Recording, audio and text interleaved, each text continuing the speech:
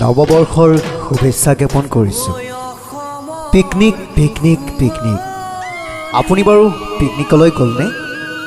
নাই যোৱা? কলৈ যাব বাৰু? ৰ'বচোন, আমাৰ দিগন্ত আৰু মনোজে কণ্ঠশিল্পী বাবু আৰু প্ৰিয়ংকাক এটুকুৰা নতুন ঠাইৰ কথা কৈছিলে। কি আছিল ঠাইখন? ঠিক মনত পৰা নাই। ৰ'ব গানটো শুনি লওঁ। ভনিতি পিকনিকলৈ যাবানে? ভনিতি বগা মাটি চাবানে? বগা মাটি। ৰ'ব দেই, প্ৰিয়ংকা ভৰালীয়েনো কি ক'লে শুনোচোন বাৰু।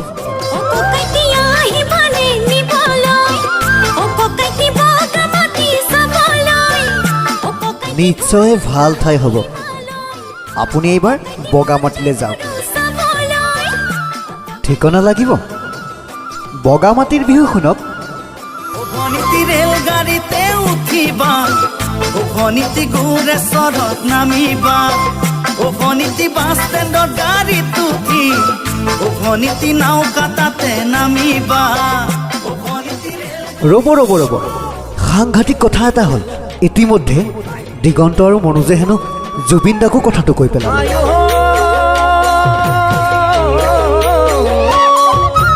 যাবানে কি ভনী ঐ নামনি অসমলৈ, নামনি অসমলৈ, বড়োলেণ্ডৰ বগামাটি আমিনো যাম চাবলৈ।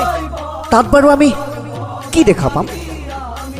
ঠিক আছে, জুবিন দাকে সুধি চাওঁ।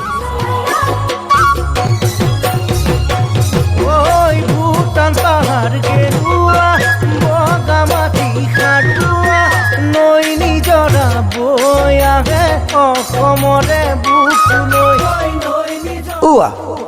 আপুনি গম নাপায়? ভিতালী বাৰু দেখো গম পায়। শুনকচোন কি কৈছে।